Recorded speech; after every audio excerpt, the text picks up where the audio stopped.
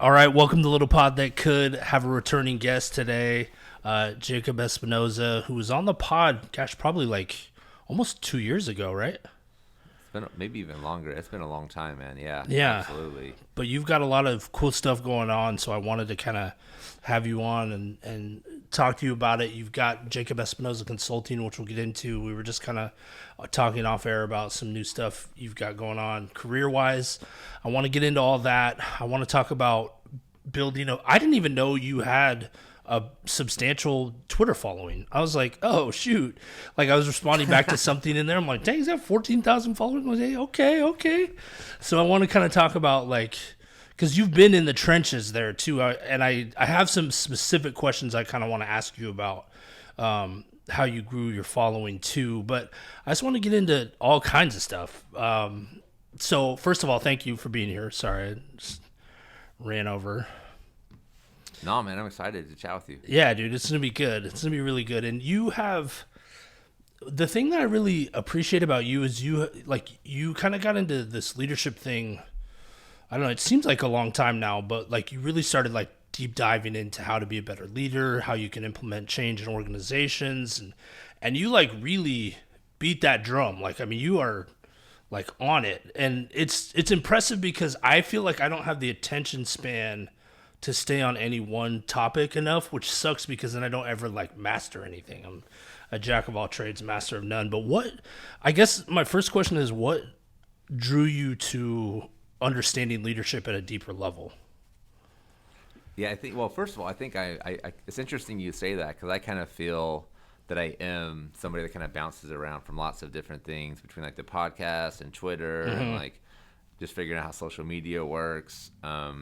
But it has kind of all been under the umbrella of the world of leadership for me. I think for me, leadership, I got passionate about it when I started really understanding the impact that a bad boss has on people's lives. Where if you work for somebody that's just a jerk and doesn't really know like how to lead a team, and a lot of times no fault of their own, right? They're just trying to figure out and do their best, but that impacts this person's energy, and they bring that energy into the home, they bring it into the community. So if I can help someone, manage their team more effectively, not only are they going to be happier because they don't feel overwhelmed and they don't understand why like, nobody on their team can execute a plan. I mean, they're more fulfilled and enjoy their life, but also the team does, and that energy is contagious throughout the community. So I think it's just the impact that you can have on multiple people's lives. Well, and there's no like, if you go through the public school system, there's no like leadership training. When you get out into the workforce, I mean, unless you work for a really smart company, there's no real training. Like if you're gonna become a better leader, it's seeking out people like you or reading books or taking courses, but all of that is driven by your own motivation, your own desire. There's nothing where like built into the training when you become a manager or a leader that they say, okay, well now let's work on how do we improve your skill set to actually lead people. Yeah. I think a lot of the things you learn in school actually have the adverse effect and make you a worse leader. For sure. Because in school, like you're expected to be the person that has the answers. And if you do that as a leader, then nobody's going to want to work with you because you're not listening to their ideas. But you're rewarded for being the person that always has the answers. You're taught not to make mistakes because making a mistake on a test is going to impact your grades negatively. But if you take that perspective into as a leader or a business owner, you're not going to innovate. So I think that a lot of things that we teach in school, we have to kind of unlearn as we step into the professional world, which is harder than learning from scratch. Yeah. So Well, and like really school teaches you a lot about conforming, like conform to rules, like don't think outside, don't do anything different, don't stand out. But as a leader, that's part of what I've noticed now being in kind of like working in a corporation is you start to see like people that should like take a stand but they're afraid to, and that's one of the key pieces of leadership is like, to me, I think, is like sticking to your moral code and your values. Yeah, values, right? You don't talk about values at all in school. It's all just like facts and data Yeah. and being taught a value system as opposed to like trying to understand your own.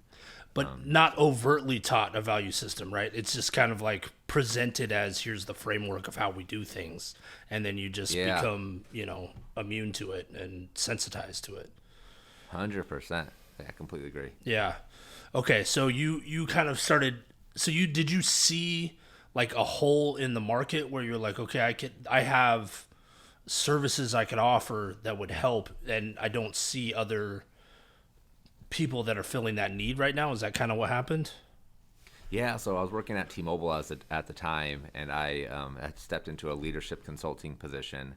So I was working with leaders in the customer care organization for T-Mobile, and as I was going through like Strength Finder training and help people understand how to use their strengths, and teaching people how to give feedback and topics like emotional intelligence, and then like seeing things that my business owner friends are posting online and having conversations with people I knew locally in Salem that were starting businesses or had businesses, I realized there was an opportunity to help people in a very similar way that I was helping, in my 9 to 5 job. So I started an LLC, and in my off hours and in the mornings, I would use vacation time a lot to do team builders and trainings, to kind of build a business there and understand the impact. And I think, like for me personally, I always really recommend people getting side hustles, not just because it's beneficial, but also just it accelerated my growth in my role. Yeah. It also helped me kind of transition into my new role now with the chamber, because I had connections to the business community through the coaching, consulting, and just other things I had done.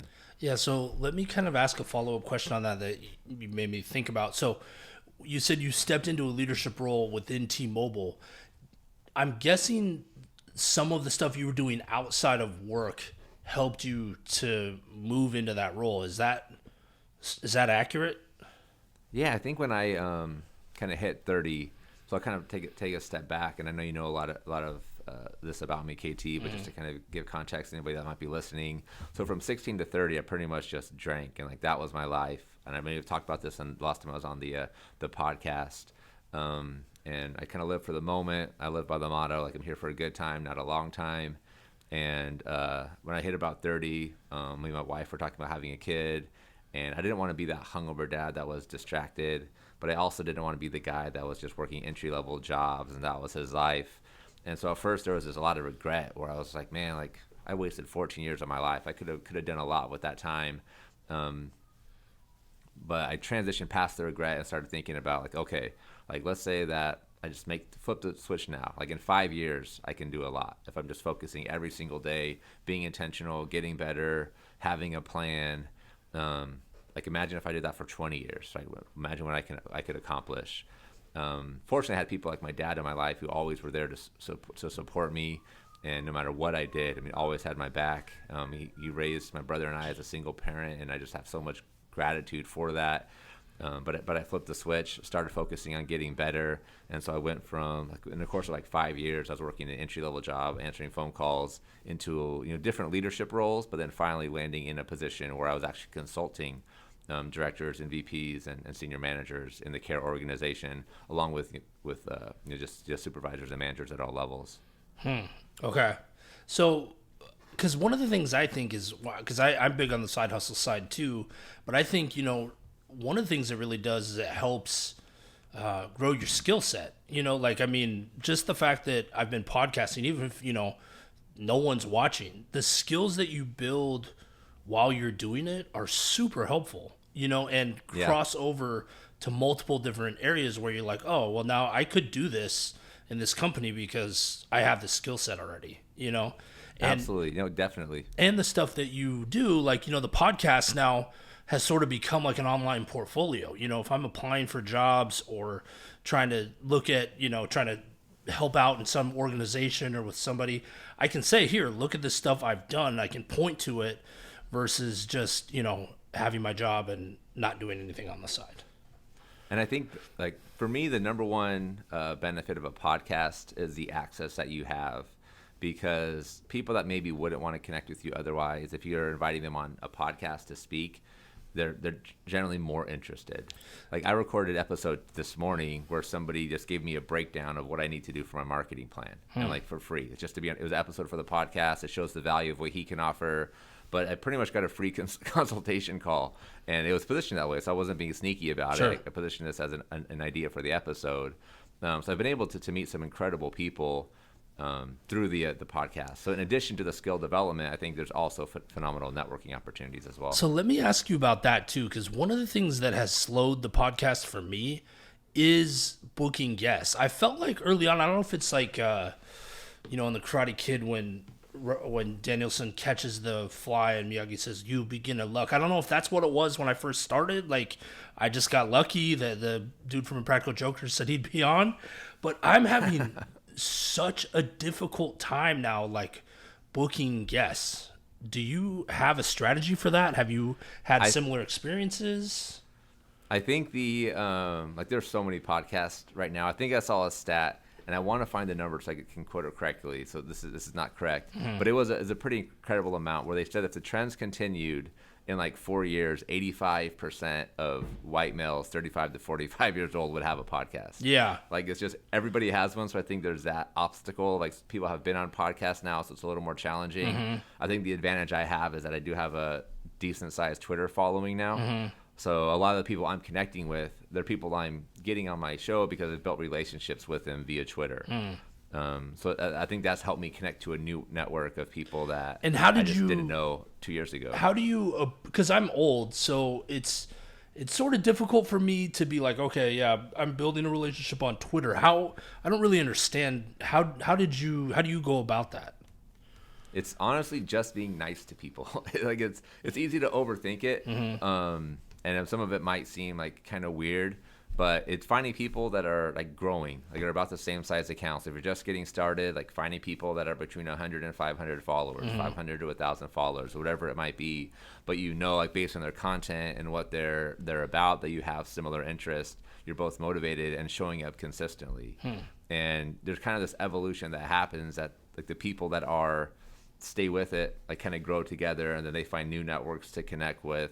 And I think it's the same for anything in life. Like if you're really consistent, you're focused on your craft, getting better, you're going to connect with other people that are getting better in that same craft also. So a lot of Twitter, I think for me, what shifted was realizing like it's just about making friends. Like if you send somebody a DM that's like, hey, this thread was this tweet, this thread, whatever was awesome. I took a ton of value out of it, whatever it might be. You'll be pretty surprised the amount of people that will respond. You might even get some new follows out of it. But it really is just taking the time to be intentional and just like be nice to people, recognize them when they're doing great things, and be supportive. Okay, I want to jump into Twitter here in a second, but one of the things you were talking about, that 85% of people have podcasts. I did hear a stat, though. There was some just ridiculous amount of podcasts. Like, I can't even remember how many, but they did say that 60% of them had not posted an episode within the last 90 days. So, I mean, I think a lot of people will have podcasts, but it is... Yeah. It is a grind. You have to be committed to actually doing it to keep it going. There's a lot of work that people don't see behind the scenes just to get the episode out. So Anyway, so that's one thing I did. You made me think of that when we were talking. But I do want to specifically talk about Twitter because it seems like that's the platform that you decided to focus on. Is that accurate? Yeah. So I had my friend Colin Landforce. He reached out to me a little over a year ago. And I was like, hey, let's get to 100,000 followers on Twitter. Like, let's just dig in and make it happen. It was us two and one other friend that did it for a few weeks. And I was like, I just hate this. I'm not going to focus any time here. And so he kind of dropped off, but we kept going. And he's at like almost 60,000 followers now. He's a COO in a really big cannabis company, Unrivaled. They have they're in Oregon and in California. So he's just like he's crushing it in business, but then online as well. I'm at like 18,000 right now, which is pretty exciting because I had like 1,000 followers for like 10 years. And honestly, I feel like I looked last week and you were at 14,000. This has been a good month for me. February, I think I've had like 4,000 followers in February. So like things are starting to click. And I think the reason that Twitter is I think is super beneficial is there's a lot of people that are very forward thinking and that are posting content there. So I have some good people that I follow that I'm always learning a ton from. because the game is like provide as much value as you can. And so the people that are like really sharing like really thoughtful insights and are innovating and sharing, what they're learning along the way are the ones that are winning. And so like you can kind of learn from a lot of these people. Yeah, so But you can also build relationships with them. so let me ask a couple technical questions. One, how did you find like-minded people? Were you searching hashtags, or you were looking at people you were following, or how did you? Yeah, hashtags don't really work on Twitter. I think some people use them, but they don't. It's not really it's not a successful tactic any longer. Okay, it used to be. That's how old I am, right? Like I'm just pulling out the early 2000s playbook right now. Okay, so tell me how it works now. So what right now I think the what's worked well for me is I'll have notifications on for like 20 people. So whenever they tweet, I have notifications. Some people use lists as well. We can create a list, and it shows all their tweets, but also shows their replies, and so you see like who they're interacting with. And so it can be kind of a filter system of like, here's some other great people, and you'll see their content as well. There are also courses you can take, like cohort courses that are at different price ranges, but the value of that is like you're getting time, investing, you're getting resources and knowledge on like how to build on Twitter, but there also is a group of people that are in a very similar space that are invested. Some of them are more expensive. Like Sahil Bloom has one. He's a guy that's just like killing it right now. But he has one that is called Audience Builder 2.0, and it was like $700 to join. But I invested it, and like I learned some great insights out of it. But honestly, like the biggest thing is I have a group of like 12 friends now that are in a group chat, and all of us are about the same size accounts, and we're just like sharing best practices, what we see. We're supporting each other as we're growing, but we're also like helping each other with our businesses, because I might have a leadership tip that's going to help this marketing guy out. The marketing guy who's a VP at an awesome company is going to be able to share me an insight of something I can do to help with my leadership. So you kind of create these clans of people, all like humble, hardworking, and smart, but in different industries and different skills that they bring to the table. And one thing I noticed that you're doing quite a bit on there, which I don't fully understand yet how to do, is threads. So when everyone that is like good on Twitter is like, this guy's a clown. That's all right. It is what it is. So tell me. I think the amount of people that actually post content. What's that? Oh, go for it. Sorry. I was just going to ask, like, how do you, like, when you're trying, because the thread allows you to get around the character limit, right? Because then you can just post points that you're trying to make, right? Is that kind of how you're using that? Seems to be when I looked at it. Yeah, it allows you to do a deeper dive into a topic. So you can tell a story. You can, you see a lot of 21 ways to do this or whatever it might be. But Twitter really is a hits business, and threads are really how you're going to grow your audience. So the majority of my audience has come from 4 threads that I had. So I did this thread with a super clickbait headline. It was, you shouldn't be leading anybody if you haven't read these 21 books. And of course, I don't actually believe that you shouldn't lead people if you haven't read books. But but the point of a hook is to get an emotional response. Right. Because you want this to create some sort of reaction where they want to read further, hopefully retweet it and share it with their friends, or leave a comment, even arguing with what you say. Those are all beneficial things for the algorithm. So really thinking of that first tweet, how am I going to craft this so that it creates an emotional response and people are called to interact with it at some level, but then making sure that the content you have is valuable. So after they do open the thread and read further, it's not just a clickbait headline with no substance, but there is actually substance there that's going to, people understand, what they're getting from it and feel like it's a worthy use of their time. But that, the thread, the 21 books thread, I posted it twice. The first time I got 4,000 followers from it. The second time I got 2,000 followers from it. Then I have a couple of others I've gotten 1,000 followers from. So it's just these hits that will bump you up.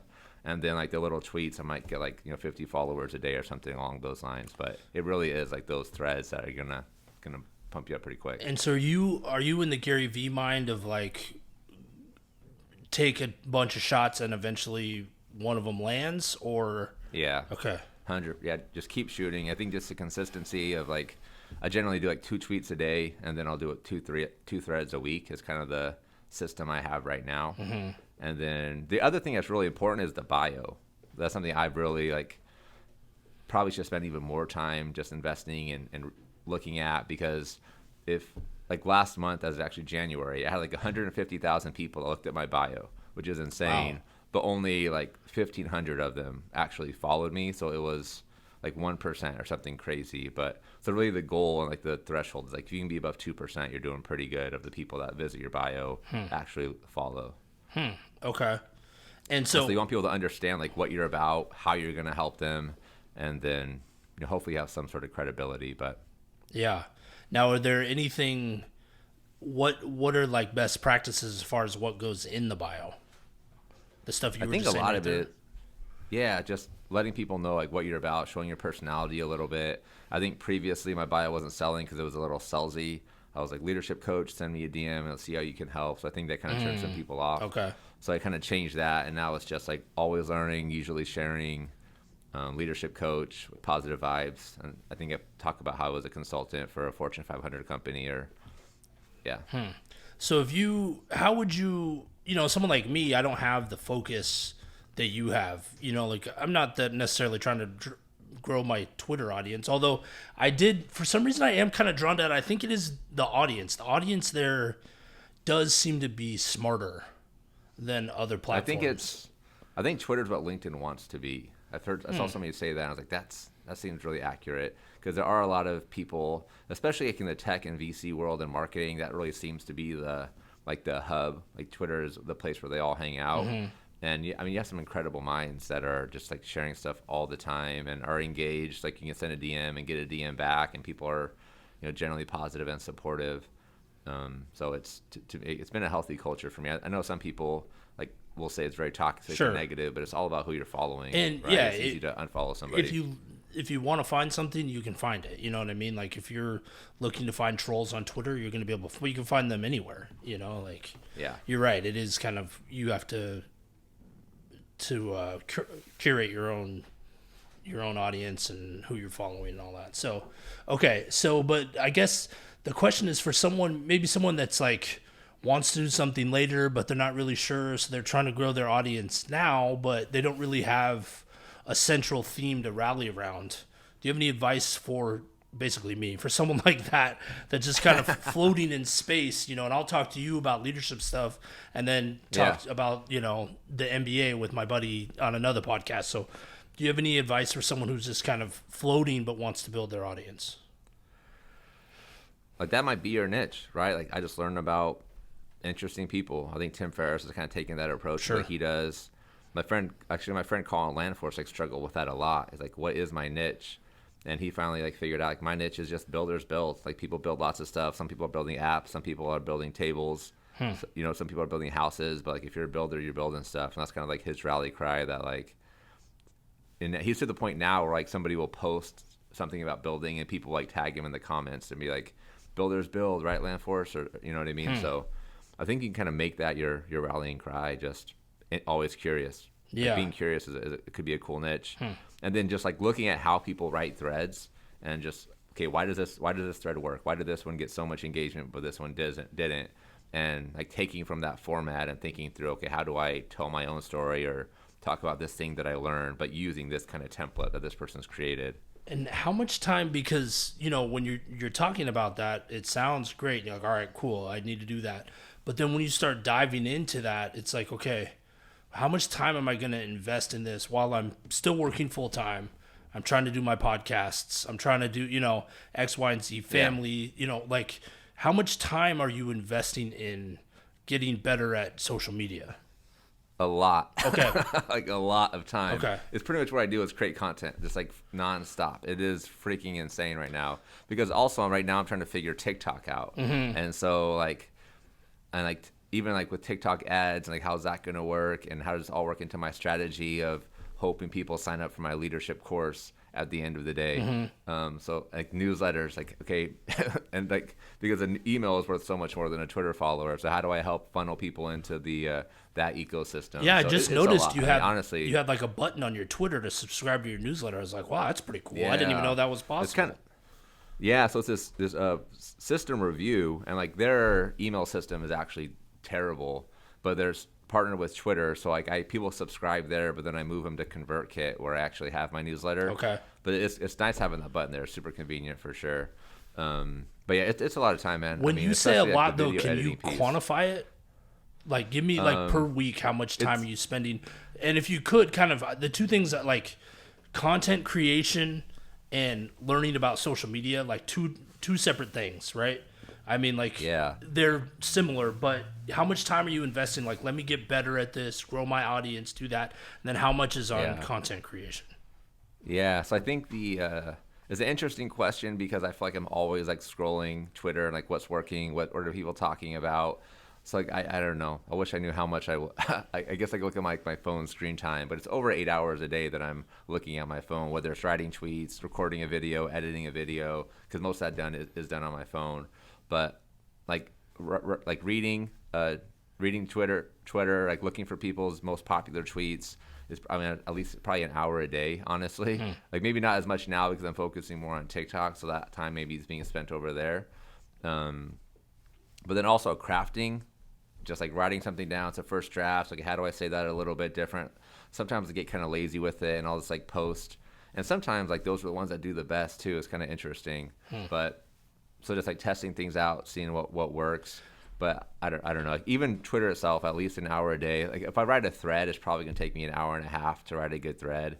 And I feel like if I spent more time, I could probably get even more dialed there. But it is a numbers game. Like sometimes I feel like the quantity is more important than the quality. Because we don't really know what's going to resonate until we hit that send button. Yeah. So you might like spend like a day, 24 hours or whatever on a thread, just like analyzing every word, but you hit the send button and like it's hard to know for sure if that place that you ended is actually going to be the most impactful. But you kind of learn little things here and there. Do you ever, because sometimes I'll be like, man, am I spending too much time online? You know what I mean? Do you ever, like, when you're scrolling on your phone, like, I'm doing too much right now on this? It depends. I mean, for me, like I'm trying to learn this craft, and so I know you got to get your reps in if you're going to get better. And like if I was a basketball player, I mean, I'd be encouraged to watch Kobe and Jordan to study their moves as much as possible. So I kind of feel like I'm taking the same perspective on social media. And then even like with TikTok, like scrolling, but like I'm analyzing, I'm thinking through, okay, why did that video work? Why did this one connect with people? And kind of looking at times, like how long is the hook? How do they put the captions for the hook? Like what kind of energy do they have to get somebody's attention? And I'm just getting started there. Probably like within the last week, I've really been posting consistently, but I've been doing like 3 videos a day on there. And then so I want to. Yeah. It's just like always like having that lens of like, how is this working? What is working? What's not? Yeah, I want to get into the TikTok thing too because I didn't realize that was the focus. I want to talk about why you were focused on that too. But one thing you said just did make me think. Did you hear the knees over toes guy on Rogan? So do you know who that guy is? He's like, I think he's 30 something, and he had 2 knee surgeries in high school, or in college, was like a D1 hooper, but got hurt and kind of ended his career, and now he can like dunk and do all this stuff. Anyway, he's got this program called Knees Over Toes. Yeah, and I think he's a Gary Vee guy too, because he said some stuff on Rogan that I was like, oh, that's straight Gary Vee. Right. But he said he responded to 500,000 DMs before he had 100,000 followers. That's incredible. I believe it, man. That's awesome too. That shows that he's like in creating engaging content when that many people want to DM him and keep a conversation Well, and going. I know a couple people. AJ Lepre was doing his stuff a couple years ago, and then my buddy at work, just random guy, messaged him, and he was like, "Dude, that guy messaged me back." So I mean, it definitely, and that's the Gary Vee model: respond to every comment, and So I mean, he was definitely following that, but he went hard. He like got rid of his TV, and I mean, it was just Anyway, but it just made me think about like how much. Because I was thinking, man, I'm doing a lot of work, but I'm nowhere near 500,000 responses. You know what I mean?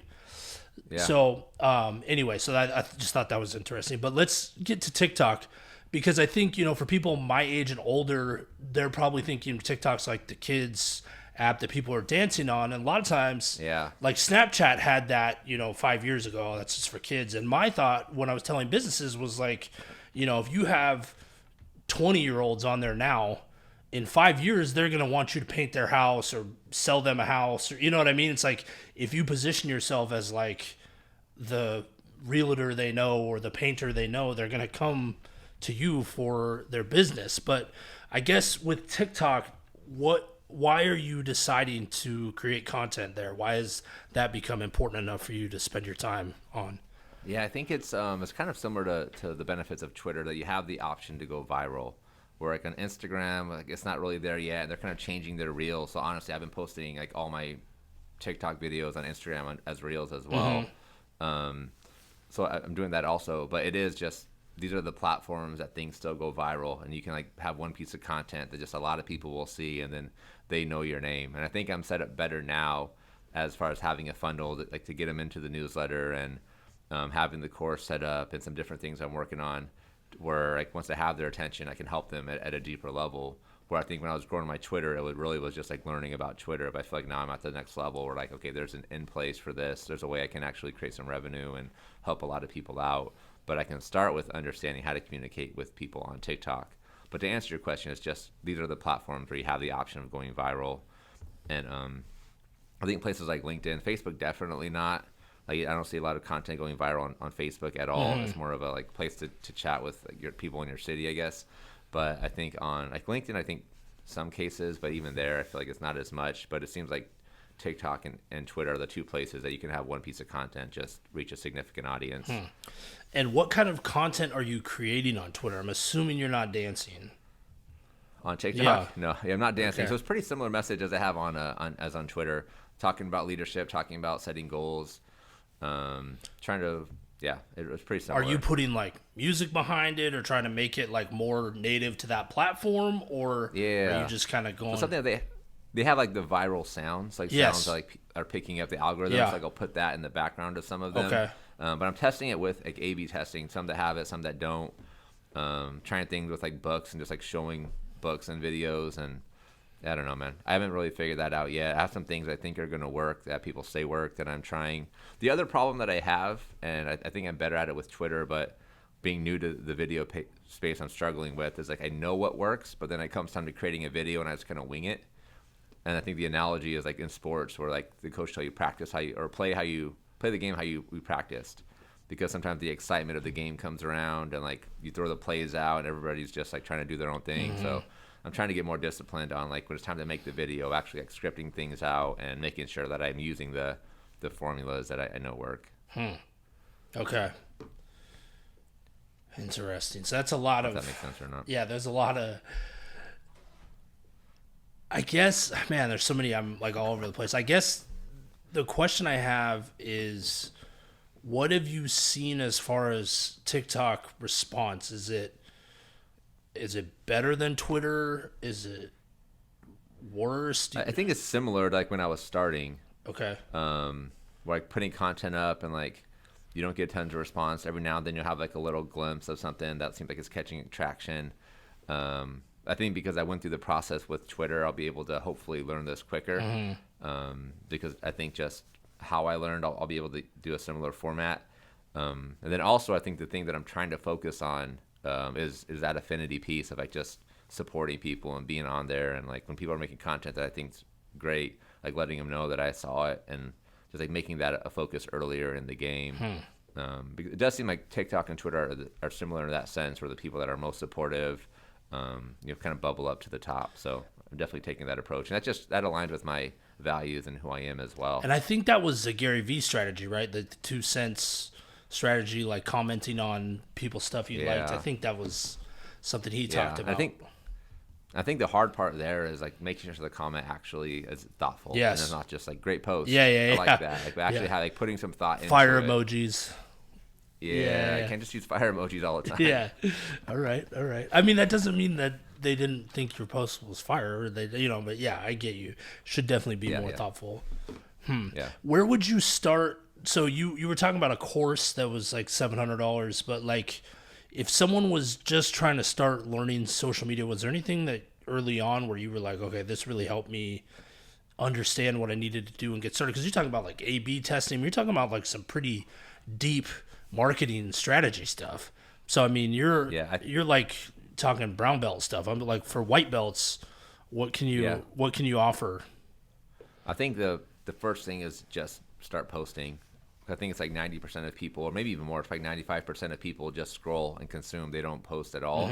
So just get started without even like worrying about if it's good or not, because it's probably not good. Yeah. But don't let that be something that holds you back. The second step is just find people that are in your niche that you kind of want to do content like, and see what content of theirs does the best, and like try to figure out, what is it about this content that really helped it stand out. Okay. Yeah, that's I think those are the two things that the place to get started. okay. Yeah, that's super good. Okay. Now tell me a little bit about what you're doing now. So you quit T-Mobile and you moved over to the Chamber. Tell me why that happened, what you're doing there. Yeah, I think T-Mobile was an incredible place to work, and I'm just grateful for that opportunity. For me, thinking like 5-10 years down the road, there wasn't really a role that I wanted to move into. And for me, like, learning and growing is what's most important, and something I find a lot of value in. So I took a considerable pay cut and joined the Salem Chamber of Commerce, with the agreement that I would still be able to do my coaching and consulting. But my focus here is creating programming for emerging leaders.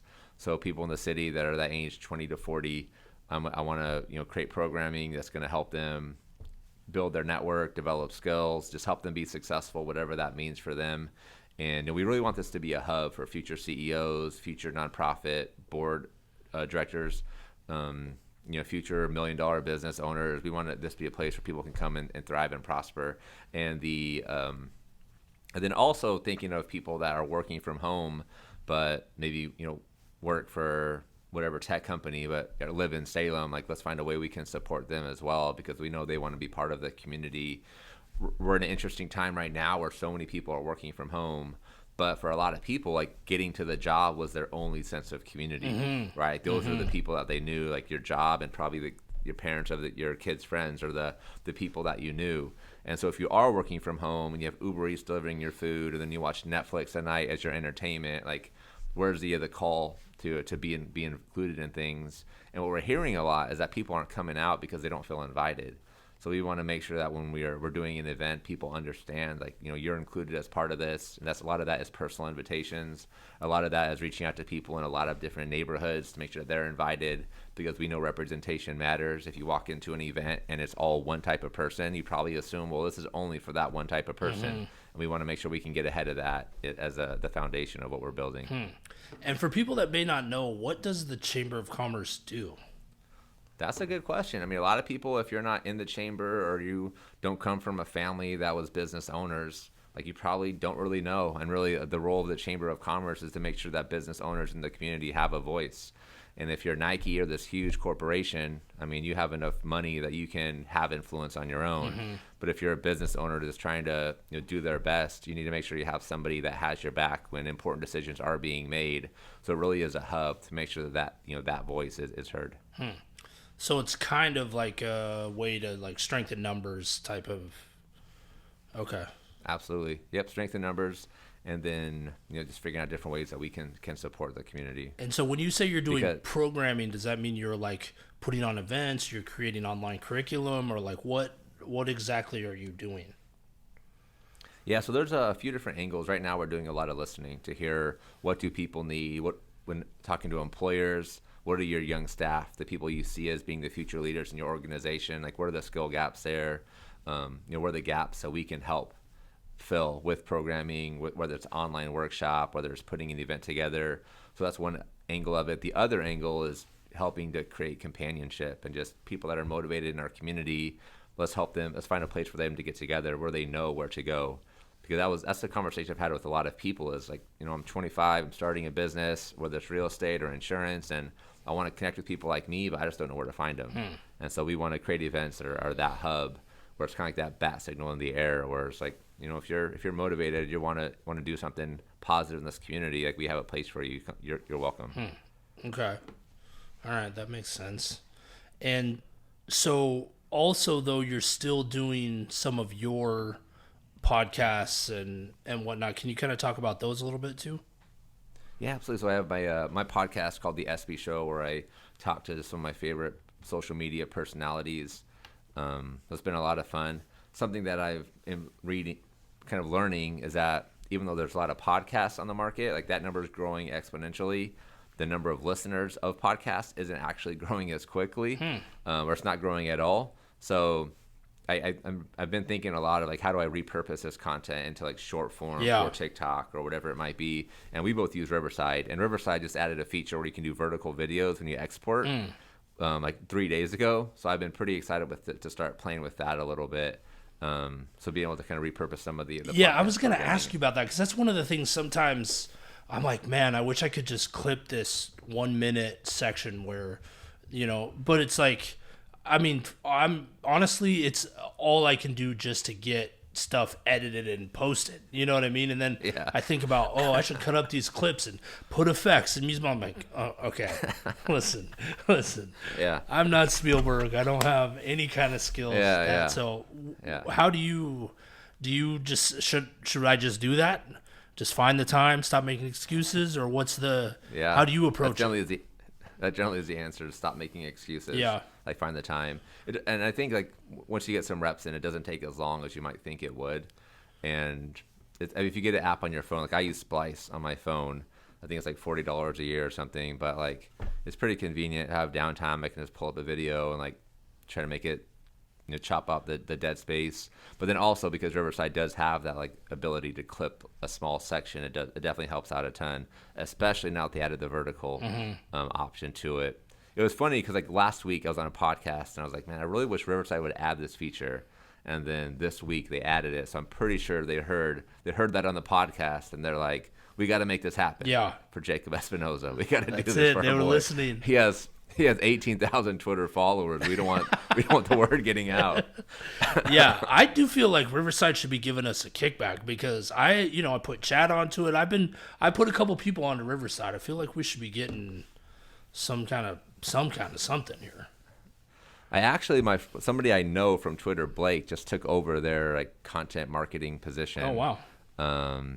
So that was pretty cool to see that. Yeah. And I actually interviewed him on the platform like 3 weeks ago. Then now he's one of their big marketing guys. That was kind of a cool connection. But I say that because I'm going to talk to him. Like, where's my kickback? Yeah, like, right. Exactly. I'm trying to eat out here, bro. So tell me. So you edit. So you'll take the podcast. You'll know where someone said something really good here. You go on your phone, cut it up, and then post it, or what?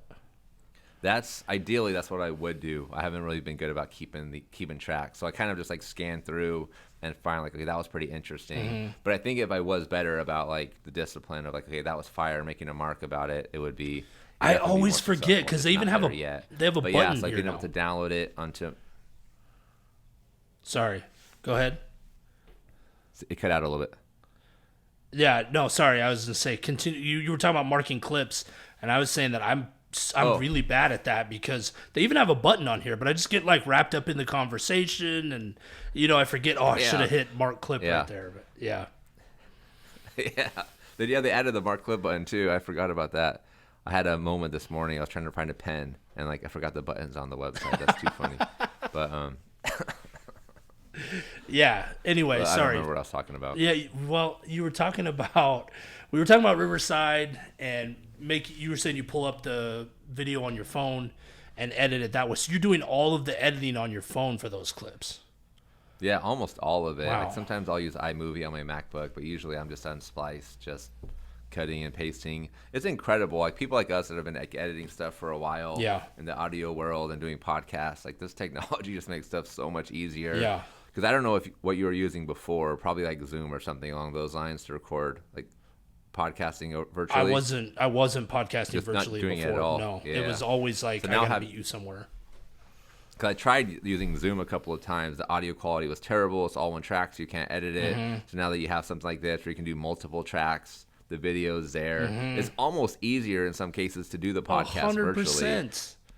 Because it's all right here ready to go. When you were like, where are we meeting? I was like, whoa, no. Let's just do it virtually. It'd be so much easier. This. Plus, it's easier for you, too. You don't have to, like, drive down to the meeting spot. And then, it's like you're at home, drop the link. Yeah, Boom. Riverside needs to clip this and put this as an Yeah, ad. for We're just, like, hyping them real, up. for real. But you also can stream it. I haven't done that yet, but you can stream it live. Yeah, I've So I thought need about trying to play do with that a little bit. on YouTube or Twitch and just try it out. But there was some kind of weird stuff. Okay, stop the clip here because I'm going to say some stuff that's not good about. But like when I tried to do it, there was some janky stuff that was like, oh, you got to connect it to this and that. And I was like, okay, I don't have time to worry about that right now. Too much, yeah. But Yeah, it would yeah. be cool to be able to just live stream it and then also have it for later as well. Yeah, yeah. Yeah, because then you can take. I mean, with the live stream option, you could take calls. You could do all kinds of stuff. So Yeah, for sure. it'd be pretty cool. For sure. Crap, I forgot what I was gonna ask. So wait, tell me about Splice. That's what I was gonna ask you about. So you said it's $40 a year. How user friendly is it? Because again, I'm not super good at this stuff. Yeah, it's there are probably other comparable tools, and I'm not sure if $40 how much it actually costs, but it's not like it wasn't too expensive. But it lets you just like cut a clip, so you can like if there's a place you want to cut out, you can just like hit 2 marks and then delete the place in the middle pretty easily. Mm-hmm. You can add text over it. You can hit a button and it generates captions for you automatically. And then I usually come in afterwards and like we'll edit the captions to try to make it look a little cooler. But it's remarkable for to just have it on your phone. It's better than iMovie in my opinion on my MacBook. I think it's easier to edit there. See, now I've been using Lumafusion, but it is kind of weird because it's just so small. You know, did you have any issues with trying to edit stuff? Because the interface of Lumafusion looks similar to like Final Cut Pro or Adobe, where you drop the tracks down and all that stuff. Is that what Splice does too? Kind of, yeah. Is the audio or is it video? Video. Editor? Yeah, it sounds the same. Definitely the size of the phone is inconvenient at times. Like, Okay. Kind of like pinch and screen the words. Okay, But all right. I've been able to like work around it for the most part. Okay. So after a while, Yeah. did you just kind of get used to it being so small? Because I'm like, this is just too tiny. I'm not doing that right now. Yeah, I think it works well probably for like the 30-second TikToks. But if I was like trying to do great edits on like a YouTube video, that probably would be something I want to do on the computer instead. Yeah. Okay. And are you able to get, because that was the other thing, I was trying to edit one on my iPad the other night, and it was like I had to download the track and then import, like, there isn't an easier workaround for that, right? You have to download the file first and then drop it in, right? Yeah. Do you have a PC or like a Mac? I have a Mac. Oh, you do? So yeah, AirDrop is as AirDrop everything from my Mac over to the phone. Okay. That's the easiest tool by Interesting. Yeah, far. that is a good idea. Okay, because you could just AirDrop the track from your computer. Okay, yeah, that makes sense. So I just like to download the clip from Riverside, like for the one I'm trying to do now with Riverside. Just download the like minute file, clip, whatever, and then AirDrop it to my phone, and then I'll do edits to try to keep it under 30 seconds for the TikTok. Okay. Yeah, and sometimes I'm like, I don't want to get too much in the weeds on this, but like, this is the stuff that people don't talk about. Like, you gave some of the bigger points, like, of stuff, but sometimes it's helpful to know, like, what's your actual process of how you're really getting things done. Awesome. Yeah, hopefully it helps, man. I think it is interesting. There's kind of that assumed knowledge, but just because you know something doesn't mean somebody else does. Like, I'm sure there are things you could share with me about podcasting. I'm like, oh man, that'd make my life so much easier. Probably not. I get my best thing was Riverside. That was it. After that, that was it. That was my hack. That was it. After that, not so much. Okay, so give me some stuff. I know you like to learn and whatnot. What are you reading right now? What's a good like podcast you're listening to? YouTube channel you're on? Like where's some good content people should be checking out besides your stuff? Yeah, I like people to follow. Is that what you're looking for? Just whatever. Sure, people to follow. Good channels you're checking out, books you're reading, like it's a podcast, any of that stuff. I don't know, man. I am just like, I haven't been as great at reading this month, especially. Just I've been creating a lot, Yeah. so I feel like I kind of go in waves, right? A lot of input, then a lot of output. I feel like that's kind of a natural thing, though, right? I feel like I get that way too.